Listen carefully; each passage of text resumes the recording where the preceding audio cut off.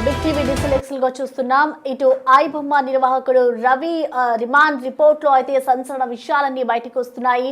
ఇటు కుకట్పల్లిలోని రవి నివాసానికి పోలీసులు చేరుకొని అతన్ని అరెస్ట్ చేసే టైంలో ఇటు రవి పోలీసులను ముప్పతిప్పలు పెట్టినట్లుగా కూడా తెలుస్తూ ఉంది. సో అరెస్ట్ చేసే సమయంలో పోలీసులకైతే చుక్కలు చూపించాడు రవి. సో దీనికి సంబంధించి కూడా ఆయన రిమాండ్ రిపోర్ట్ లో అయితే విస్తుపోయే నిజాలు వెల్లడవుతున్నాయి. అరెస్ట్ చేసేందుకు డీసీపీ కవిత టీం అయితే రవి ఇంటికి వెళ్ళింది. సో పోలీసులు ఎంత తలుపులు తెరవమని పిలిచినా కూడా కుటుంబ సభ్య రవి స్పందించలేదు. సో ఈ నేపథ్యంలోనే 2 గంటల పాటు ఇటు పోలీసులు అయితే డోర్ ముందే నిలబడ్డారు. రవి ఎంతకైనా డోర్ ఓపెన్ చేస్తాడు, బయటికి రాగానే అరెస్ట్ చేయాలి అన్న కోణంలో అయితే ఇటు పోలీసులు దాదాపు 2 గంటల పాటు రవి ఇంటి బయటే వేచి ఉండాల్సిన పరిస్థితి కనిపిస్తోంది. సో ఒక్కసారిగా ఇటు రవి ఎంత కొట్టినా డోర్ ఓపెన్ చేయకపోవడంతో ఇటు పోలీసులు అయితే ఆ ఇంటికి సంబంధించిన డోర్ను బద్దలు కొట్టేందుకు కూడా ప్రయత్నించారు. సో ఆ సమయంలో రవి ఇంట్లో ఉండి తనకి సంబంధించిన ల్యాప్టాప్లు, సెల్ ఫోన్లు అయితే ల్యాప్టాప్కి సంబంధించిన హార్డ్ డిస్క్లు ఏవైతే ఉంటాయో వాటన్నిటిని కూడా మాయం చేయాలని ముందుగానే రవి ప్లాన్ చేసుకున్నాడు. సో ఈ నేపథ్యంలోనే వాటన్నిటిని అంటే ల్యాప్టాప్, హార్డ్ డిస్కులు అన్నిటిని కూడా మూటగట్టాడు రవి. సో వాటన్నిటిని బాత్రూంలోనే అయితే హార్డ్ డిస్క్ను దాచిపెట్టాడు. ఇటు సెల్ ఫోన్లను కూడా రవి దాచినట్లుగా తెలుస్తుంది. ఒక్కసారిగా పోలీసులు డోర్ బద్దలు కొడుతూ ఉండడంతో డోర్ తీసి ఇటు రవి అయితే బయటకు వచ్చాడు. సో దీంతో రవిని అయితే ప్రస్తుతం పోలీసులు అరెస్ట్ చేశారు. సో దీనికి సంబంధించి ఆయన్ని అదుపులోకి తీసుకున్న తర్వాత అతని వద్ద నుంచి సమాచారాన్ని రాబట్టారంటే ఎంతకాలం నుంచి ఆయన ఐబొమ్మకి సంబంధించి అసలు ఎన్ని సినిమాలు రిలీజ్ చేశాడు, దాని ద్వారా ఏ విధంగా ఆదాయం పొందుతున్నాడు, అసలు సినిమాని ఏ విధంగా తీసుకొని రిలీజ్ చేస్తున్నాడు అనే దాని మీద అయితే ఇటు ప్రస్తుతం పోలీసులు అతనిపై విచారణ చేపడుతూ ఉన్నారు. సో ప్రస్తుతం ఆయన బ్యాంక్ ఖాతాలకి సంబంధించి కూడా దాదాపు ఇప్పటివరకు అకౌంట్లో 35 బ్యాంక్ ఖాతాలు ఉన్నట్లుగా కూడా తెలుస్తోంది. సో ఆ ఖాతాల్లో దాదాపు 20 కోట్లన్నింటినీ కూడా సంపాదించినట్లుగా తెలుస్తోంది. సో ప్రెసెంట్ మనం చూసుకుంటే రవి రిమాండ్ రిపోర్ట్లో అయితే సంచలన విషయాలు వెల్లడవుతున్నాయి. ఐబొమ్మకి సంబంధించి ఇప్పటివరకు ఎంత పేమెంట్ అయితే వచ్చిందో వాటన్నిటిని కూడా దాదాపు 35 బ్యాంక్ ఖాతాలు ఉన్నాయంటే ఒక్క పర్సన్కి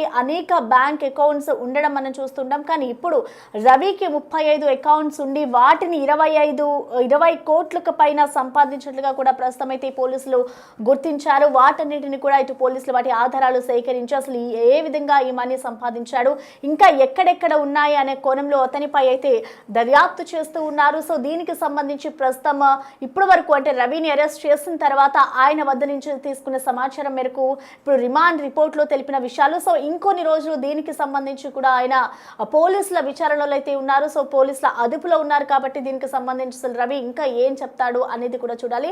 సో దీనికి సంబంధించి మనం చూసుకుంటే ఇటు బాత్రూమ్ లో కొన్ని హార్డ్ డిస్క్లని ఆయన దాచిపెట్టడం కూడా మనం చూస్తూ ఉన్నాం. సో పోలీసులు దాదాపు 2 గంటల పాటు రవి ఇంటి బయట ఉన్నారు. తాళాలు పగలగొట్టి ఇల్లు డోర్స్ పగలగొట్టేందుకు కూడా వాళ్ళు ప్రయత్నిస్తున్న క్రమంలో ఇంట్లో ఉన్న ల్యాప్టాప్స్ అలాగే సెల్ ఫోన్, హార్డ్ డిస్క్లన్నింటిని కూడా దాచిపెట్టేందుకు ఒక మూటగా కట్టాడు రవి. వాటిని పోలీసులు లోపలికి వెళ్లే లోపే బాత్రూంలో దాచిపెట్టిన పరిస్థితి కనిపిస్తుంది. అయితే ఈ ఘటనకి సంబంధించి అసలు డీసీపీ కవితతో మా ప్రతినిధి సురేష్ ఫేస్ టు ఫేస్ మరిన్ని వివరాలు అయితే వెల్లడించేందుకు సిద్ధంగా ఉన్నారు.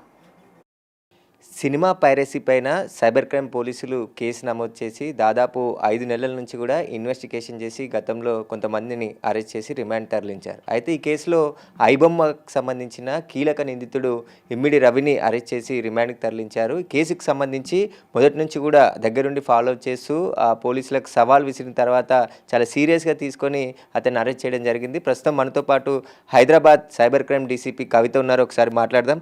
మేడం, అసలు రవిని ఎలా పట్టుకున్నారు, అతను ఎక్కడి నుండి ఇదంతా కూడా ఆపరేటింగ్ చేశారు? మనకి బేసికల్గా యాంటీ పైరసీ సెల్ వాళ్ళు ఆగస్ట్ 30th రోజు కంప్లైంట్ ఇచ్చారండి.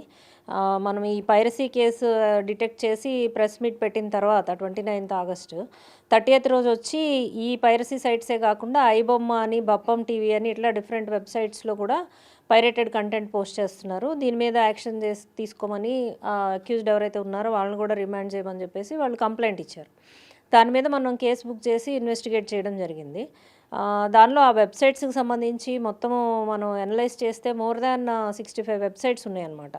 ఒక వెబ్సైట్ డౌన్ అయితే ఇంకో వెబ్సైట్ అప్ చేయడం, ఇట్లా మిర్రర్ వెబ్సైట్స్ క్రియేట్ చేయడం, ఇట్లా డిఫరెంట్ వెబ్సైట్స్ ద్వారా తెలుగు కానీ సౌత్ ఇండియన్ మూవీస్లో ఉన్న కంటెంట్ అంతా కూడా కొత్తగా రిలీజ్ అయిన మూవీని టెలిగ్రామ్ ఛానల్స్ ద్వారా, తర్వాత ఓటీటీ కంటెంట్ని కూడా థర్డ్ పార్టీ సాఫ్ట్వేర్స్ ద్వారా ఇతను తీసుకొని దాన్ని ఇమీడియట్గా అప్లోడ్ చేయడము చాలా పాపులర్ అనమాట ఈ వెబ్సైట్స్ ఏవైతే ఉన్నాయో. ఈ కంటెంట్కున్న క్వాలిటీని బట్టి అందరిలోకి రీచ్ అయిపోయింది ఇది. సో ప్రజలందరూ కూడా ఇవి చూడడానికి బాగా అలవాటు పడిపోయారు. దీనివల్ల ఇండస్ట్రీకి చాలా లాస్ అవుతుందని వాళ్ళు ఇచ్చిన దాని మీద మనం ఇన్వెస్టిగేషన్ చేసామండి. చేసినప్పుడు ఆ వెబ్సైట్స్ మొత్తం అంతా టెక్నికల్గా అనలైజ్ చేసి మా టీం అంతా కూడా డే అండ్ నైట్ ఎవరైతే రిజిస్ట్రీ ఉన్నారో, తర్వాత నోడల్ ఎవరున్నారో, ఆ వెబ్సైట్ హోస్టింగ్ ఏజెన్సీ ఎవరున్నారో, తర్వాత పేమెంట్ ఎవరి ద్వారా జరిగిందో ఇవన్నీ కూడా అనాలిసిస్ చేయడం జరిగింది. బేసికల్గా ఆ వెబ్సైట్లో ట్రాఫిక్ ఎలా జనరేట్ అవుతుంది, ఎన్ని హిట్స్ వస్తున్నాయి, దానిలో ఆ వెబ్సైట్ యాడ్స్ ఎక్కడి నుంచి పోస్ట్ అవుతున్నాయి, ఆ యాడ్స్ పోస్ట్ చేసే ఏజెన్సీ ఏదన్నా ఉందా, ఇలా డిఫరెంట్ యాంగిల్స్లో మేము ఇన్వెస్టిగేషన్ అనేది చేయడం జరిగింది. ఇవన్నీ చేసి అంతా కూడా కన్సాలిడేట్ చేసినప్పుడు మనకి ఈఆర్ ఇన్ఫోటెక్ అనే కంపెనీ అనేది రెస్పాన్సిబుల్ అనేది మనము అనలైజ్ చేయడం జరిగింది. దీని వెనక ఎవరున్నారని చూస్తే మనకి ఇమండి రవి అనే అతను వెలుగులోకి వచ్చాడు.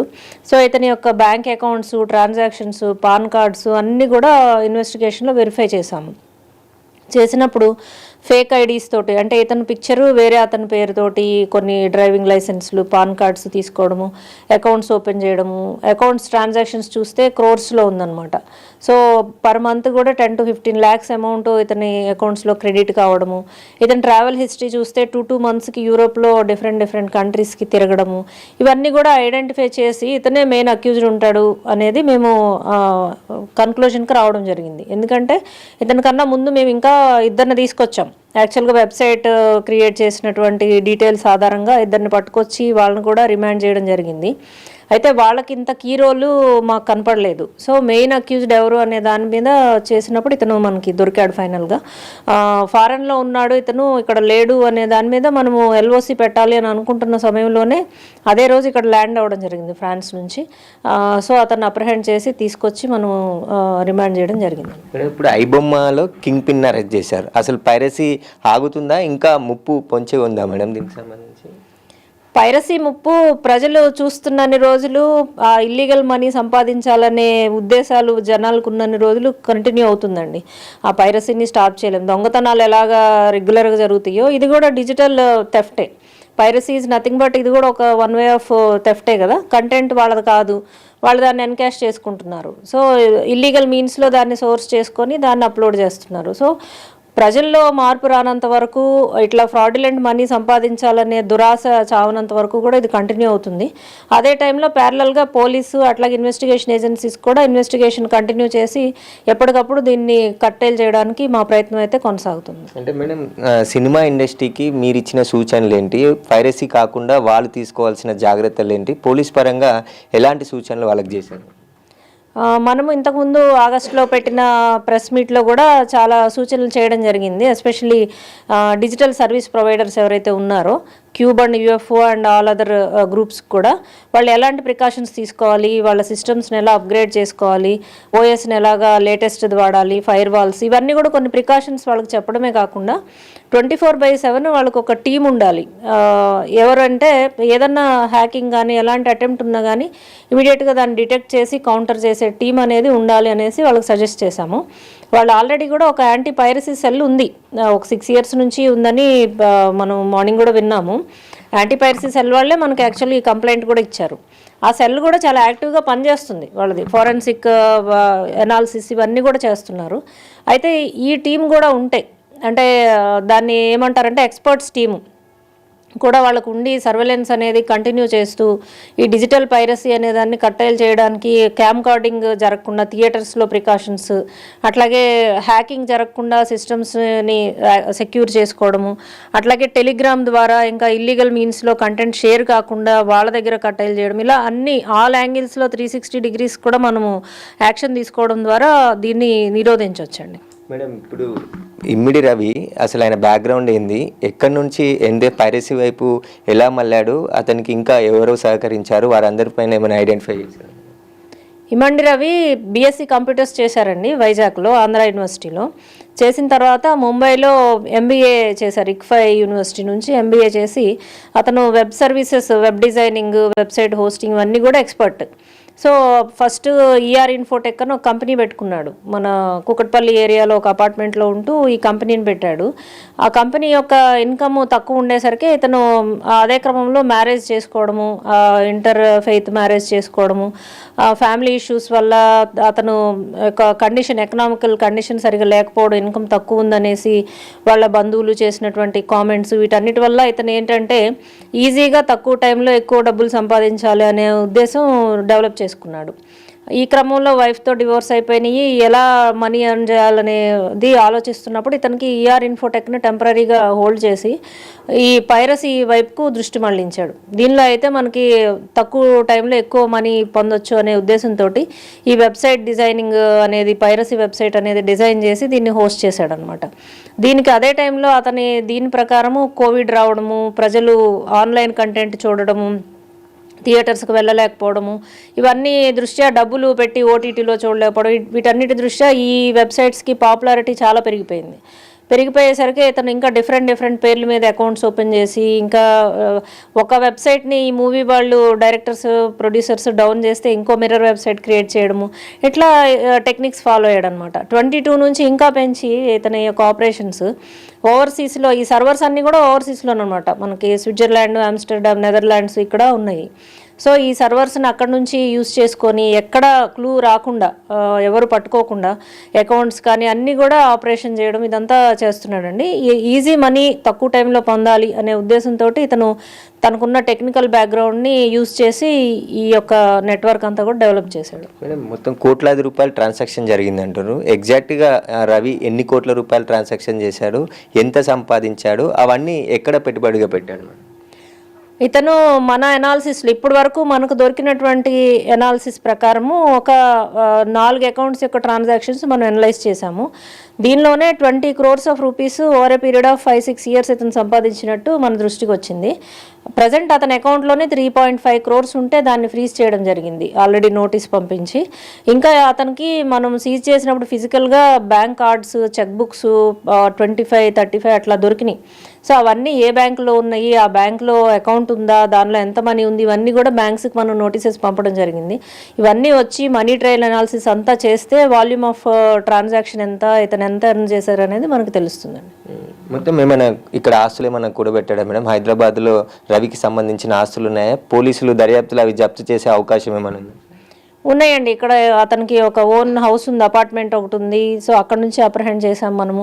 అట్లాగే వైజాగ్ నేటివ్ కాబట్టి వైజాగ్లో కూడా అతనికి ఇల్లు ఉన్నట్టు తెలిసింది. ఇంకా ఇవే కాకుండా ఇంకా ఏమన్నా ఉన్నాయా, ఇతను ఏమైనా ఎర్న్ చేశాడా, ఇవన్నీ కూడా అనలైజ్ చేసి అలాంటి 107 BNS ప్రకారం మనము ఫ్రాడ్ అమౌంట్ని ఆక్షన్ చేసి విక్టిమ్స్కి ఇవ్వడానికి కూడా ఒక అవకాశం ఉంది. సో అదేమన్నా చేయొచ్చా, లీగల్ ఇదంతా కూడా ఒపీనియన్ తీసుకొని ఫర్దర్గా మేము దానిలో కూడా ప్రొసీడ్ అవుతాం. ఫిలిం ఇండస్ట్రీ ఇన్ని కోట్ల రూపాయలు నష్టపోయాం అంటున్నారు. ఏ విధంగా అంచనా వేశారు మేడం? అంటే రవి వల్ల ఇంత నష్టం, అంటే దేశవ్యాప్తంగా పైరసీ వల్ల 22,000 కోట్ల నష్టం జరిగింది అంటారు. అది ఏ విధంగా నష్టం జరిగిందని అంచనా వేశారు? దానివల్ల రవికి ఎంత లాభం పొందింది మేడం? ఇది 22,000 కోట్లు నష్టం అనేది పైరసీ సెల్ వాళ్ళు ఇచ్చిన కంప్లైంట్లో ఇచ్చారండి. తెలుగు ఇండస్ట్రీకే పర్టికులర్గా 3,700 కోట్లు ఒక సంవత్సరంలో లాస్ అని వాళ్ళు ఇచ్చారు. అంటే వాళ్ళ అనాలిసిస్ ఏంటి అని చెప్పిన దాన్ని బట్టి రిలీజ్ అయిన మూవీస్ అన్నీ కూడా, ఒక ఇయర్లో రిలీజ్ అయిన మూవీస్ అన్నీ నార్మల్గా పైరసీ లేకుండా కనుక అవి డిస్ప్లే అయితే ఎంత ఇన్కమ్ జనరేట్ అవుతుంది, ఈ పైరసీ వల్ల ఇన్కమ్ లాస్ ఎంత అయింది అనేది వాళ్ళు క్యాలిక్యులేషన్ చేసి మనకు అది ఇచ్చారనమాట. వాళ్ళు ఇచ్చిన కంప్లైంట్ని బట్టి మూవీస్ దాని ఇన్కమ్ లాస్కి సంబంధించి వాళ్ళు ఇచ్చిందే క్రైటీరియా. సో ఆ డేటాని బట్టి ఇంత లాస్ అయింది అనేది మనం చెప్తున్నాం అనమాట. మేడం, ఇప్పుడు పైరసీకి సంబంధించి పోలీసులకే సవాల్ విసిరారు. అసలు ఐబొమ్మని పట్టుకోలేరు, దమ్ముంటే పట్టుకోండి అని చెప్పేసి కూడా గతంలో ఉన్న సిపికి మెసేజ్ స్వయంగా పెట్టడం జరిగింది.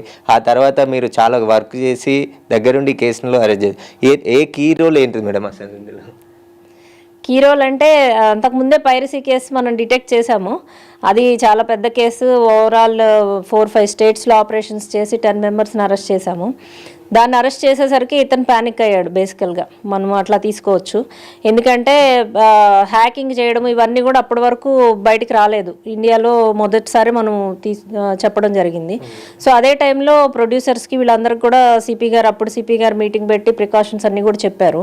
ఇవన్నీ డెవలప్మెంట్స్ కూడా పబ్లిక్ ఫోరంలో ఉన్నాయి, అందరూ ఫాలో అవుతున్నారు. సో ఇవన్నీ చూసిన తర్వాత న్యాచురల్గా నెక్స్ట్ నా దగ్గరికి వస్తారేమో అనే ఇది ఉంటుంది ఎవరికైనా, ఎందుకంటే అతను మేజర్ పర్సన్ లాస్ కాజ్ చేసే వాళ్ళల్లో. సో నెక్స్ట్ నేనే టార్గెట్ అవుతాను, అతని మీద కంప్లైంట్ ఇచ్చినట్టు కూడా బేసికల్గా తెలుస్తుంది. సో అందుకోసము ఆ యొక్క సైకలాజికల్ ఇది సిచ్యువేషన్ తోటి అతను రకరకాల మెసేజెస్ పెట్టాడు. బట్ ఎవరేం పెట్టినా పెట్టకపోయినా మా కోర్స్ ఆఫ్ యాక్షన్ అయితే మేము తీసుకుంటాం. అతను ఇచ్చిన థ్రెట్ కానీ ఛాలెంజ్ కానీ వాటితో మాకు సంబంధం లేదు. ఎందుకంటే అతను పోలీస్కి ఇచ్చాడా, మూవీ వాళ్ళకి ఇచ్చాడా, ఇవన్నీ కూడా మేము పట్టించుకోలేదు. మా యొక్క ఇన్వెస్టిగేషన్ కంటిన్యూ చేశాము. ఇలాంటి ఛాలెంజెస్ ఇవన్నీ కేర్ చేయాల్సిన అవసరం లేదు. మన ఇన్వెస్టిగేషన్ కోర్స్ అయితే కంటిన్యూ అవుతుంది. ఇప్పుడే కాదు, నెక్స్ట్ ఎప్పుడైనా కానీ ఎవరైనా పోలీస్ ఆఫీసర్స్ అట్లా థ్రెట్స్ లేకపోతే వాటిని ఎవరు కూడా కేర్ చేయరు. మా ప్రొఫెషనల్గా ముందుకు వెళ్ళాము, డిటెక్ట్ చేయాలనే ఉద్దేశంతో చేసాము. డే అండ్ నైట్ దాని మీద టెక్నికల్ అనాలిసిస్ చేసాము. ఇందాక చెప్పినట్టు ఫైనల్గా మనము రీచ్ అవ్వగలిగాము. ఈ ట్రాన్సాక్షన్ అంతా ఎక్కడి నుండి వచ్చింది మేడం? అంటే రవి అకౌంట్లకి ఇప్పుడు 20 కోట్లు గుర్తించామన్నారు, బెట్టింగ్ యాప్స్ మెయిన్ చెప్తున్నారు, వాటి నుండే వచ్చిందా, ఇంకా అదర్ సోర్స్ ఏమన్నా ఉందా? నేను పర్సనల్గా అతనితో మాట్లాడినప్పుడు, ఇంట్రాగేషన్ చేసినప్పుడు, నీకు ఎక్కడి నుంచి ఇన్కమ్ అంతా సోర్స్ అవుతుంది అని అడిగినప్పుడు, వెబ్సైట్లో ఫ్రీగా మూవీ చూస్తున్నప్పుడు ఇన్కమ్ నీకు ఎలా వస్తుంది అని క్వశ్చన్ చేసినప్పుడు మనకు అతను చెప్పిన రిప్లై ఏంటంటే, ఏదైనా ఇప్పుడు టీవీలో సీరియల్ వస్తుంటే మధ్యలో యాడ్స్ వస్తాయి. సో ఆ యాడ్స్ వల్ల ఆ ఛానల్ వాళ్ళకి ఇన్కమ్ వస్తుంది. అట్లాగే ఈ వెబ్సైట్ ఎవరైతే హోస్ట్ చేశారో, ఎవరైతే రన్ చేస్తున్నారో, అడ్మిన్ కొన్ని యాడ్స్ డిస్ప్లే చేయడం ద్వారా దాని నుంచి జనరేట్ అయ్యే ఇన్కమ్ ఇతనికి వస్తుంది, వెబ్సైట్ అడ్మిన్కి. అట్లా ఇతని వెబ్సైట్లో ఐబొమ్మ అండ్ బప్పమ్మ టీవీ దానిలో బెట్టింగ్, గేమింగ్ యాడ్స్ డిస్ప్లే చేయడం ద్వారా జనరేట్ అయిన ఇన్కమ్ ఇతనికి ఇన్కమ్ అనమాట. గేమింగ్, బెట్టింగ్ ఆర్గనైజర్స్ ఎవరైతే ఉన్నారో వాళ్ళే ఇతని పార్ట్నర్స్. ఎవరు నీ పార్ట్నర్స్ అని అంటే, ఇండియాలో ఎవరు లేరు, వాళ్ళందరూ ఓవర్సీస్లో ఉన్నారు, వాళ్ళే నా పార్ట్నర్స్ అని చెప్తున్నాడు. బేసికల్గా ఇండైరెక్ట్గా ఏంటంటే betting and gaming organisers. Madam, ఈయన పౌరసత్వం ఇక్కడ కాకుండా ఇతర దేశాలకు సంబంధించి తీసుకున్నారన్నారు. అది ఏ దేశంలో తీసుకున్నాడు, అసలు ఎప్పుడు తీసుకున్నాడు, ఈయనకి ఇక్కడ ఉన్న చట్టాలు వర్తిస్తాయా, లేదంటే ఈ కేసు సిబిఐ, ఈడీ కూడా ఎంటర్ అయ్యే అవకాశం ఉందా? డెఫినెట్గా అండి. అంటే వాల్యూమ్ ఆఫ్ ట్రాన్సాక్షన్స్ క్రోర్స్లో ఉన్నాయి కాబట్టి సిపి గారు మార్నింగ్ కూడా చెప్పారు, సార్ యొక్క ఇన్స్ట్రక్షన్స్ ప్రకారం మేము ఈడీకి అట్లాగే సిబిఐకి కూడా ఇంటిమేషన్ ఇస్తాము, ఈ డీటెయిల్స్ అన్నీ కూడా షేర్ చేసి మనీ ట్రయల్ అనాలిసిస్ ఇవన్నీ కూడా వాళ్ళు చేస్తారు. ఇతను ఇంత ఎత్తున ఇది చేస్తున్నాడు కాబట్టి వాళ్ళు డెఫినెట్గా టేకప్ చేసి దాన్ని ఇంకా ఎక్కడెక్కడ ఉన్న నెట్వర్క్ అంతా నడిపిస్తున్నాడు అనే దాని మీద కూడా వాళ్ళు ఫోకస్ చేస్తారండి. అంటే ఈ పౌరసత్వం నిజమేనా? పౌరసత్వం నిజమే. మేము సీజ్ చేసాము అతని పాస్పోర్ట్. చూసినప్పుడు ఏంటంటే ఇండియన్ సిటిజన్షిప్ రినౌన్స్ చేసి ఇండియన్ పాస్పోర్ట్ క్యాన్సిల్ చేసుకొని సెయింట్ కిట్స్ నెవీస్ అని కరీబియన్ ఐలాండ్ కంట్రీది పౌరసత్వం తీసుకున్నాడండి. మార్నింగ్ కూడా చూపించారు, సిపి గారు కూడా పాస్పోర్ట్ చూపించడం జరిగింది. ఆ కంట్రీ తీసుకున్నాడు. ఎందుకు తీసుకున్నావు నువ్వు అని అంటే, అతను ఏమంటాడంటే, ఇండియాలో అయితే అమౌంట్ మనకి ట్యాక్సిబుల్, అక్కడ కంట్రీలో అయితే నా పార్ట్నర్స్ అక్కడ ఉన్నారు కరీబియన్ ఐలాండ్స్లో, యూరోపియన్ కంట్రీస్లో, వాళ్ళతో కమ్యూనికేషన్ ఈజీ అవుతుంది, హోస్టింగ్ ఈజీ అవుతుంది నాకు, అందుకోసం తీసుకున్నాను అని చెప్తున్నాడు. అంటే కోర్టులో ఏమైనా తప్పించుకునే అవకాశం ఉంటుందా మేడం లీగల్గా? ఎందుకంటే నేను ఇక్కడ పౌరసత్వమే లేదు అని చెప్పేసి కోర్టులో కానీ మీరు ఇన్వెస్టిగేషన్ చేసి ఎలాంటి ఆధారాలు చూపించబోతారు? లీగల్గా అయితే సిటిజన్స్ కాని వాళ్ళు ఫారినర్స్ని తప్పించుకోవడానికి ఎలాంటి ఇది లేదండి. ఎవరైనా క్రైమ్ అనేది చేస్తే యాజ్ పర్ ఇండియన్ యాక్ట్ చట్టాల ప్రకారము వాళ్ళు ఏమంటారు, లైబుల్ టు బి పనిష్డ్ అనమాట. సో ఫారినర్స్ అయినా చాలామందిని మనం అరెస్ట్ చేస్తుంటాము, వాళ్ళు అఫెన్స్ చేశారు కాబట్టి ఇండియన్ సాయిల్ మీద మనం అరెస్ట్ చేస్తాము. ఇప్పుడు అతను డిస్ప్లే చేస్తున్న కంటెంట్ అంతా ఇండియన్సే చూస్తున్నారు కదా, ఆ పైరసీ అంతా ఇక్కడే జరుగుతుంది. సో అతను నేను ఫారినర్ అని క్లెయిమ్ చేయడానికి కానీ, చట్టం నుంచి ఎస్కేప్ అవ్వడానికి కానీ ఎలాంటి స్కోప్ లేదు. ఆయన విడాకులు ఎప్పుడు జరిగాయి మేడం? ఇంకా వాళ్ళ భార్యతో టచ్లో ఉండడం కానీ ఏమైనా ఉందా మేడం? అతను నాకు చెప్పిన దాన్ని బట్టి 16లో మ్యారేజ్ అయింది, 17లో విడాకులు అయినాయి అని చెప్పాడు. భార్య ఒక డాటర్ కూడా ఉందన్నాడు. వాళ్ళతో ఎటువంటి సంబంధం ఇతనికి లేదని కూడా క్లియర్గా చెప్పాడు. వాళ్ళు ఇక్కడ కూడా ఉండరు, ఎక్కడో వేరే కంట్రీలో ఉంటారు అన్నట్టు తెలిసింది మనకి. వాళ్ళ గురించి కానీ డీటెయిల్స్ కానీ అతనేమి రివీల్ చేయలేదు. ఇతను అసలు కమ్యూనికేషన్లోనే లేడని తెలిసింది. వైఫ్కి ఏమన్నా డబ్బులు పంపిస్తున్నాడా అని మేము చూసాం. మాకు కూడా ఎందుకు డౌట్ వచ్చిందంటే అసలు మ్యారీడా అన్మ్యారీడా 39 ఇయర్స్ అంటే మరి ఫ్యామిలీ ఎవరు అని చూస్తే ట్రాన్సాక్షన్స్లో మనకి ఎక్కడ వైఫ్ కానీ ఎవరు కనపడలేదన్నమాట. మనీ మనం ట్రాన్స్ఫర్ చేసినవి అది వెరిఫై చేసినప్పుడు ఇతను సింగిల్గా ఏమైనా ఉంటున్నాడా, ఫాదర్తో మాత్రం ఉంటుంది కమ్యూనికేషన్ ఇట్లాగా. సో అవన్నీ చూసి పట్టుకుని వచ్చినప్పుడు అడిగినప్పుడు ఈ విషయం చెప్పాడు అనమాట. అయితే రవిని ప్రస్తుతం చెంచల్గూడ జైలుకి రిమాండ్కి తరలించడం జరిగింది. కస్టడీ 7 రోజుల పాటు కస్టడీ కోరుతూ కూడా పోలీసులు కోర్టులో పిటిషన్ దాఖలు చేశారు. రేపు విచారణకు వస్తే మరింత లోతుగా ఈ కేసులో దర్యాప్తు చేస్తామని చెప్పేసి కూడా పోలీసులు చెప్తున్నారు. పైరసీ అనేది చట్టవిరుద్ధం కాబట్టి ఎవరు కూడా ఇలాంటి పైరసీ వీడియోలు చూడొద్దు. ఒకవేళ పైరసీ చేసినా వారిపైన చట్ట ప్రకారం చర్యలు తీసుకుంటామని చెప్పేసి కూడా పోలీసులు చెప్తున్నారు. కెమెరామెన్ లక్ష్మీకాంత్తో సురేష్, బిగ్ టీవీ, హైదరాబాద్.